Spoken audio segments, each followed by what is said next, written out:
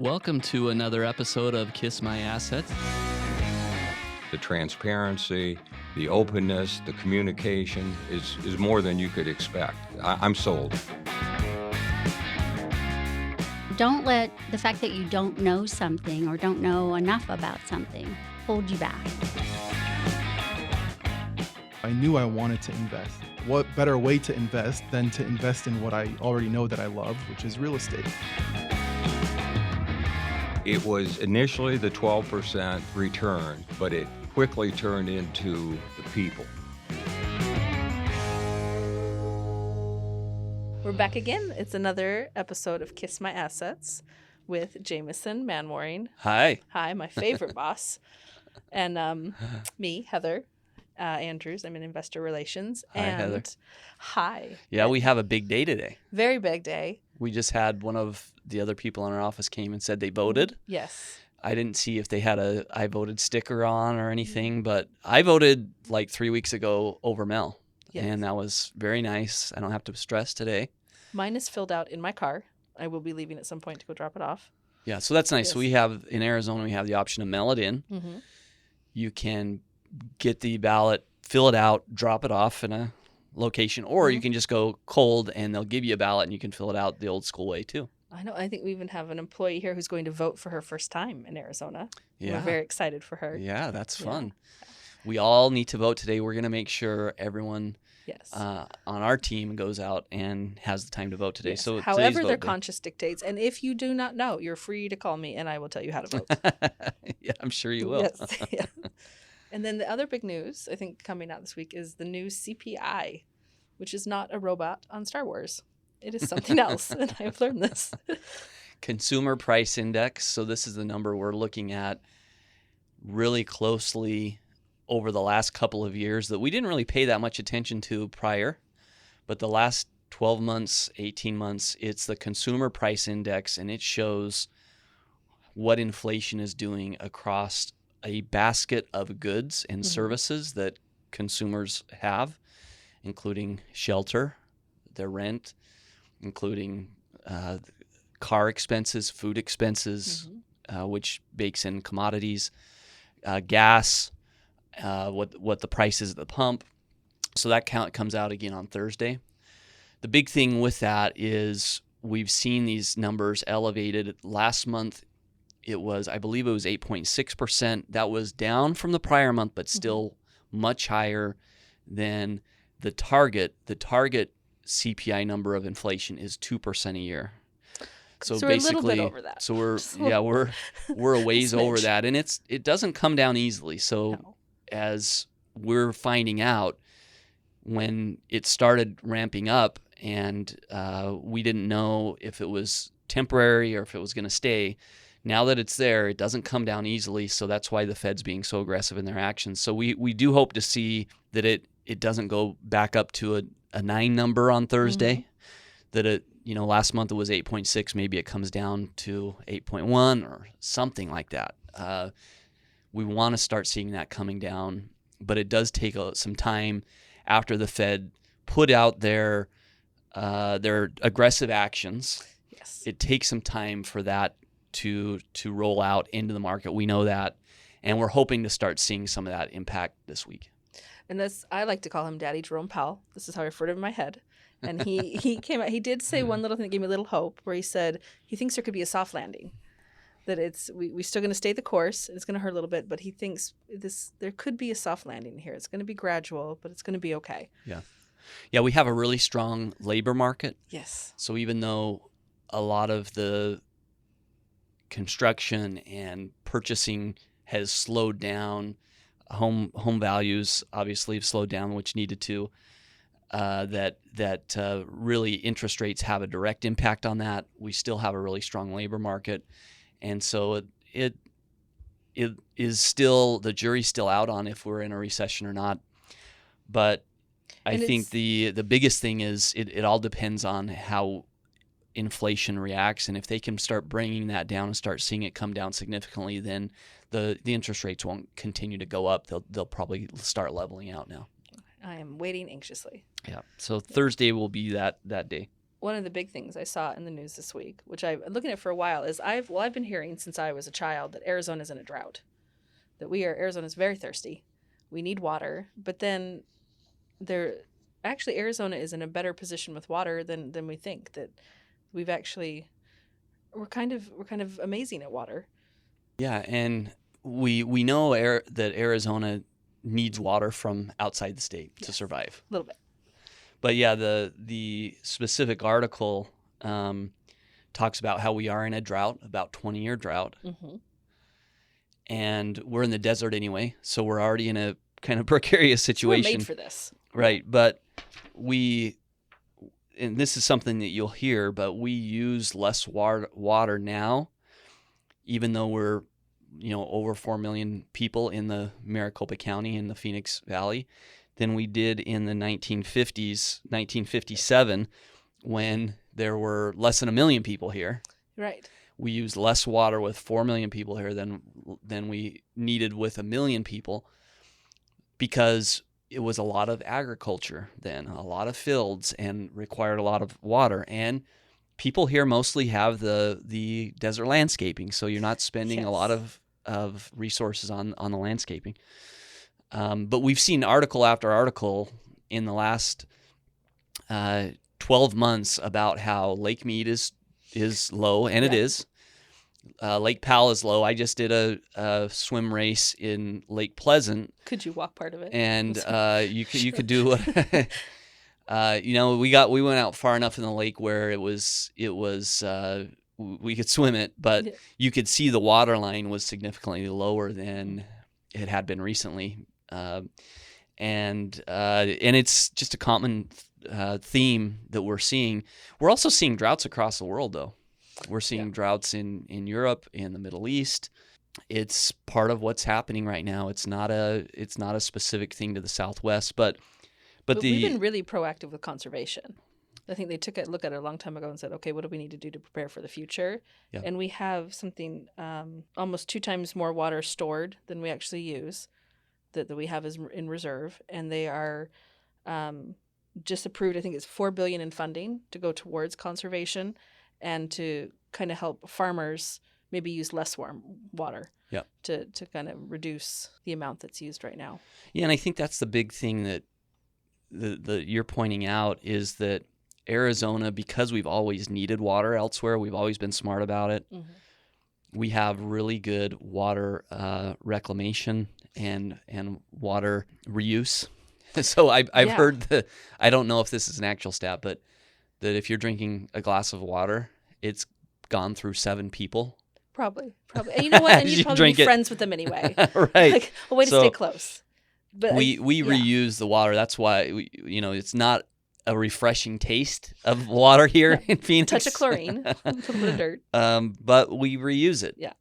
I think it's 89% of the water that goes into the waste stream we can be reclaimed and we can use again. Yeah. So that's a significant amount. Yeah, and as always, we're going to post the link to this article in our notes on the podcast. But the key is that what I really liked about this article is it's actual data. It's not just speculation. Yep. If you go through your news feed, whether that's I subscribe to Apple News, which I like because I get free articles and stuff like that. But if you look at the news feed, you got to remember that the people in the news, they're wanting you to click on the article. Yep. And the biggest way to get you interested and to make you click on something in the news is an emotion of fear and anxiety. This works on me 100%. I'm very anxiety-based. So you see an article with the water really low at Lake Mead. Yeah. And it says, Arizona's running out of water. Of course you want to read that. Yes. And there is some truth to the fact that we're in a drought. There's the reservoirs are very low. Mm-hmm. And if they start to continue to hit a certain threshold, it will impact its ability to create electricity. So there's some real things there, but a lot of those articles just continue to recirculate because people click on them. So It's mostly me and my grandma. yeah, exactly. This is from I think this is a Greater Phoenix Economic Council or something that put this article out, and it's not necessarily promotional, but it is a lot of facts about what Phoenix is doing, what Arizona is doing. So good article if that's something that you've read some scary articles, take a look at this one. And yeah, a couple things you mentioned. The state has 1.75 more water stored than it uses currently. And Arizona is a national leader in the reuse of water. More than 89% of the water that enters the Greater Phoenix area can be reclaimed and treated for potable use. So we've had to become good at this. We like to be in the spotlight lately. We're in a lot of ways. Yes. And I think with just the job diversification in Arizona, as we pull in more different kind of jobs, we're not as reliant as the agriculture, which helps our water supply. That's and right. I can no longer use this as a reason not to take a shower. Yeah, But no, I you still have to shower. you There's use enough that one water, a lot, Heather. and I'm not buying it anymore. I'm gonna have this article on hand That's right. anytime. Heather, go home. And so we're still, shifting a little bit. Arizona still is shining a little bit in that millennials are moving in not just Phoenix, Scottsdale, Tempe, and Gilbert are still in the top 20 cities where millennials are coming. That they can't leave us alone. Well, most people, when they think of Arizona, they think of retirees. Yes. And I mean people from a national perspective. They kind of think Arizona and Florida is where all the retirees live, and there's definitely Somewhere to some go truth to golf. that. Yes. Yeah. And it's never been a big magnet for millennials directly out of college saying, "Oh, let me move to Phoenix," but it's definitely shifting. And you see it especially in some of the core areas that are becoming more urban, that are getting some more culture. Downtown being one of them, and the kind of central corridor of Phoenix. And then also Scottsdale's always been a place where folks in that age range like to go. The cool people. Yes. The cool people, out of college that are still kind of partying.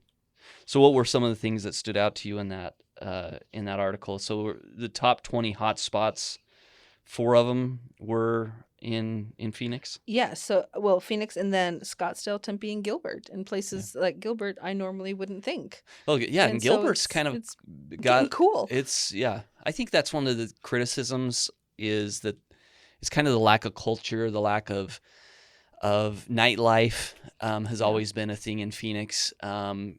That it's kind of hard to find, but that's changing, and downtown Gilbert is a good example of that. Downtown Gilbert has some cool new restaurants, places to hang out. Chandler's another one. So it's good to see that happening, and you can definitely see that with as you meet people and as you associate with people, you see that trend is happening here. More young people are either deciding to stay after they graduate from ASU or GCU, and then relocating here for jobs. I mean, that's the biggest driver is after you graduate, where are you going to get a job? And there are more of those jobs now coming here. So another one of these headlines that make you think, oh no, but then you read it and it's actually wonderful. It says the Phoenix Metro falls to the 9th hottest real estate market. But then if you, Heather, just read a few sentences down, I have to tell myself that we are still one of the hottest markets to watch in 2023. And I love that I'm going to put this on a business card or something, that a magnet marker and a market and a super Sunbelt region. Like I want those words right next to my name. Yeah. Yeah. And it's we watch this, we watch kind of the trends that are happening with Arizona relative to the other high growth states. If you take a smiley face across the United States, starting in like LA, and you go across, you really hit about 3/4 of the major growth in the United States. Mm-hmm. You go Southern California through Arizona, get a little bit into Vegas, over through Texas, and then that Sunbelt area. That's where we continue to see the growth. And then we as apartment investors, we watch how Arizona is trending with some of those other markets, because that will have a lot to do with how Arizona does because if Arizona sees some incremental growth, it probably comes at the expense of a Texas market or a Florida market or a Georgia. So two things that have happened. One of the big things was the big hurricane in Florida. Yes. And the damage that it caused. What ends up happening is we know that hurricanes happen in Florida a lot, but these big ones tend to get people to go, okay, how many more of these are we going to go through? Yeah, no, I'm not built to survive a hurricane. Yeah, you got to shutter the doors. You got to leave your house for No. a while. No, I'm too delicate. Right. And so we don't have hurricanes in Arizona. Just because it's a tiny bit hot. We've also seen in Texas in the last couple of years major issues when it comes to the climate. If you remember that it froze and all of the electrical grid went down in Texas. Yes. Right? Because the climate can be very extreme there. It can get really cold. So we think Phoenix ends up being a positive. We get some contribution from both of those things, in particular this year with Florida. You know, if you're looking at, if you are a millennial looking at where you want to move, or someone who is looking to bring a company somewhere, you don't deal with hurricanes in Arizona. You don't deal with tornadoes in Arizona. Yeah. And so there's a lot of appeal to Arizona. And so even though it says Phoenix falls to 9th hottest market in the survey, it continues to 9th is still pretty good. Yeah, ninth I don't is pretty mind good. 9th. And it Who doesn't depends want the on pressure? I depends don't on want the the pressure survey. at These first. change so much, and it depends on what questions are being asked.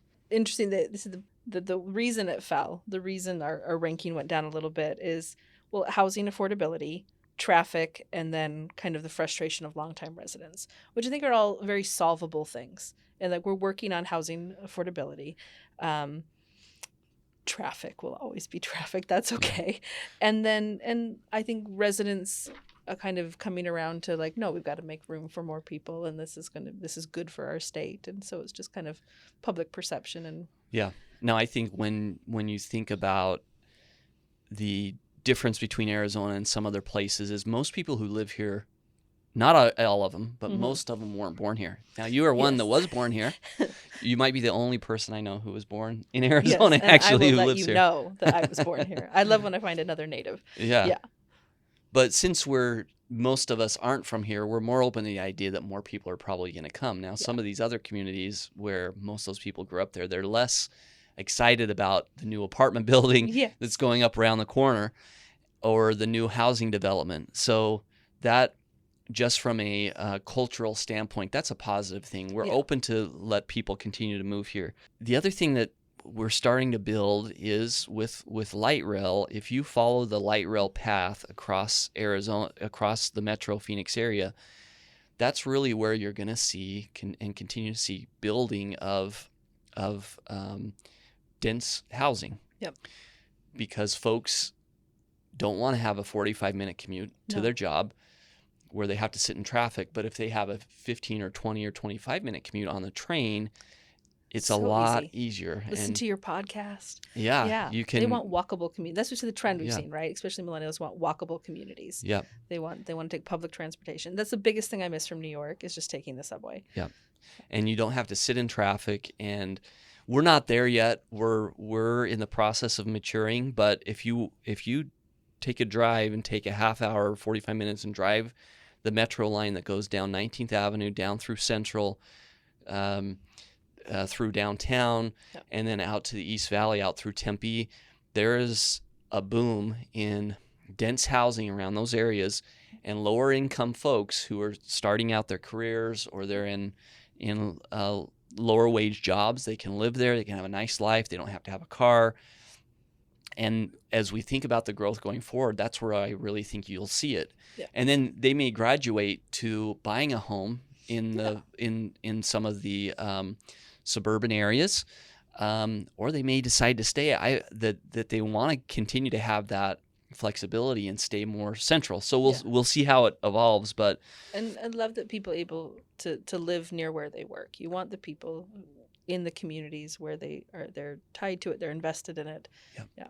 And the more the traffic occurs, the more likely people want to live central. Yes. because they might be able to buy a home and now they have an hour commute, and that trade-off is not worth it. They would Yep. rather stay central, even if they are renting in a smaller property, or they can buy something smaller, more central, but they don't have to deal with that commute.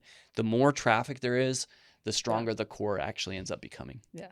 I know there's a little bit of traffic on Bethany home today, and I thought, do you really need me today? I probably should, but I persevered because I'm strong.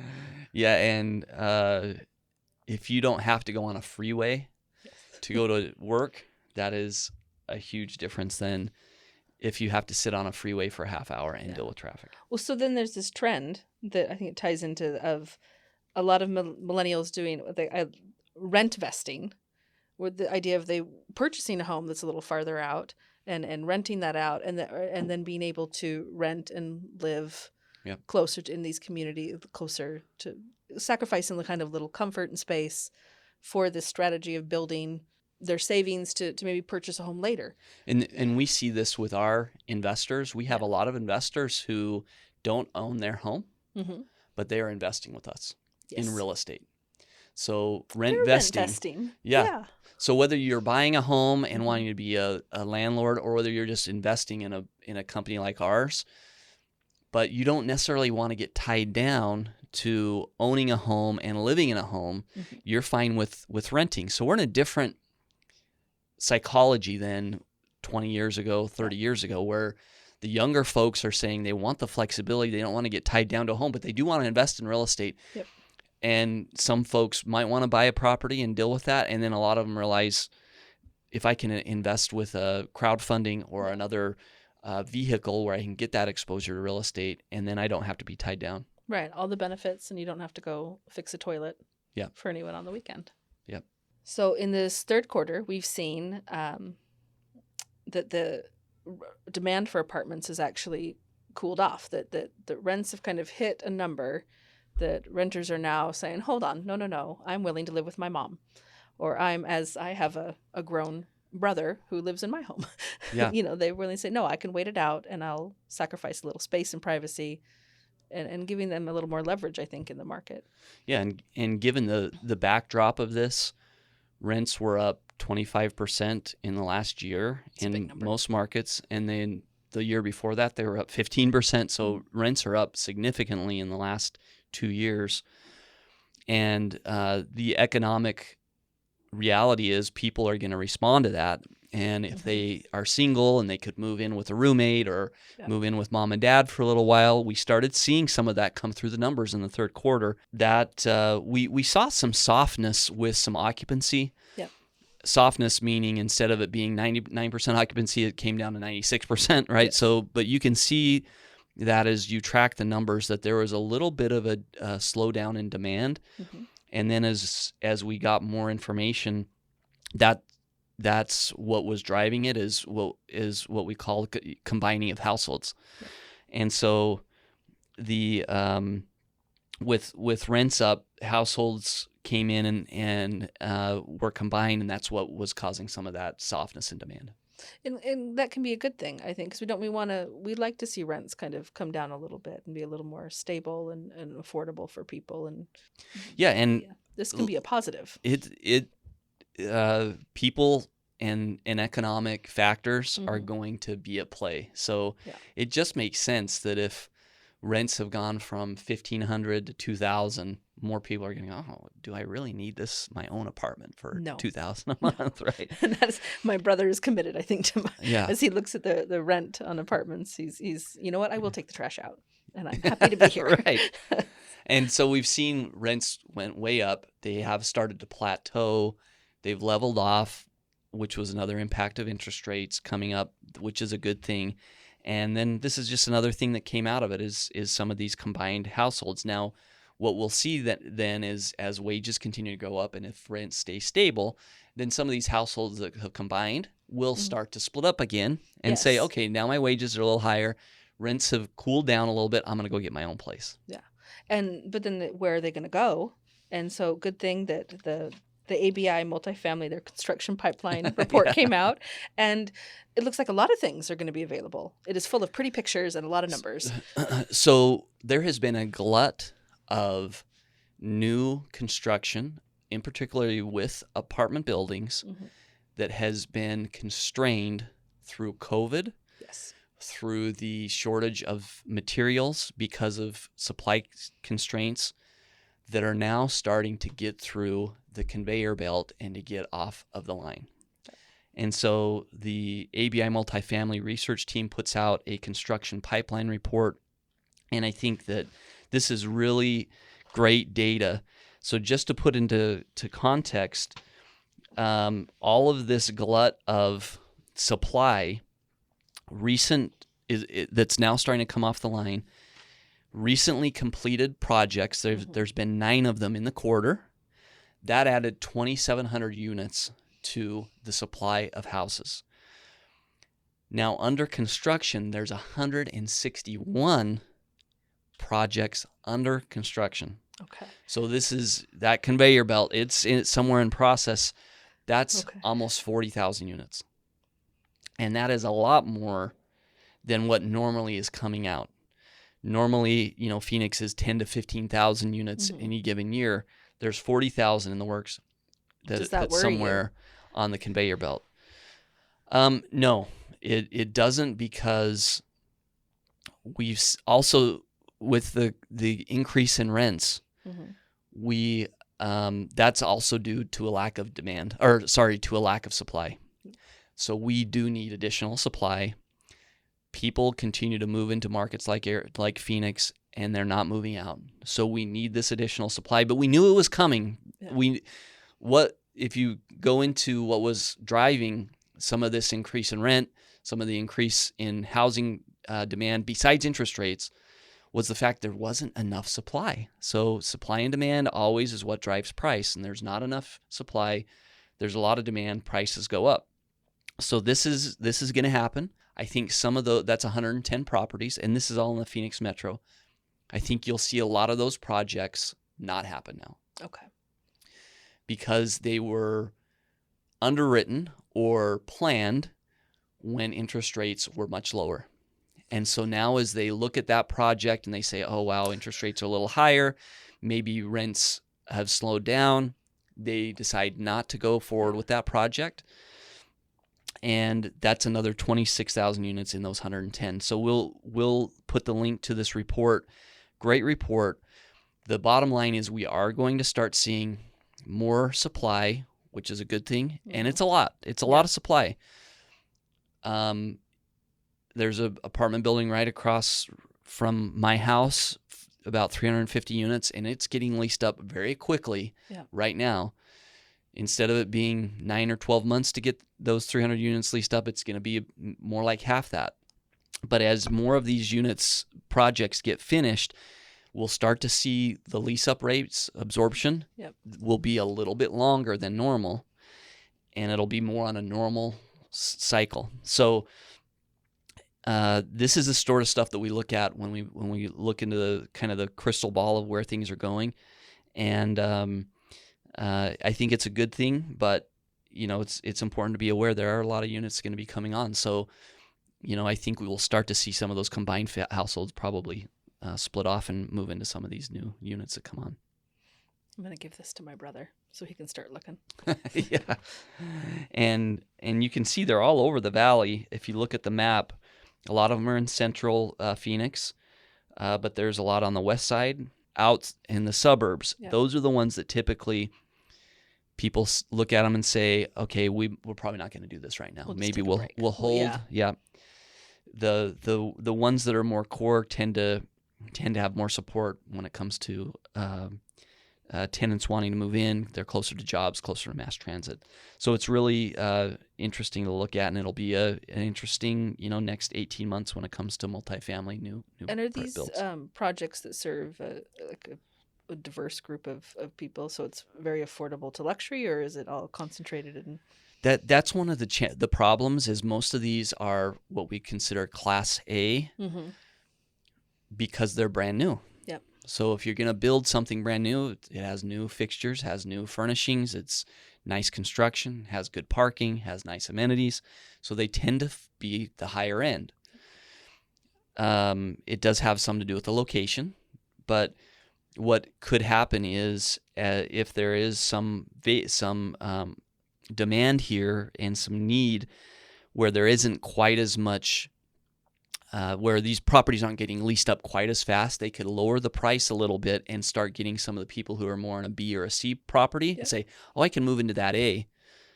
And then it makes some of the B and Cs more available for lower costs. We have a big issue where there isn't enough low cost housing available. So this is how this gets played out and how this ultimately, through normal economic factors is going to solve that problem. See, I'm glad you have your crystal ball, and I'll just keep my fingers crossed. Yeah, it's good. It's good to get it out there, and we need these units. And I think you'll see some of these planned properties pull back because we're in a different situation than we were when they were planned.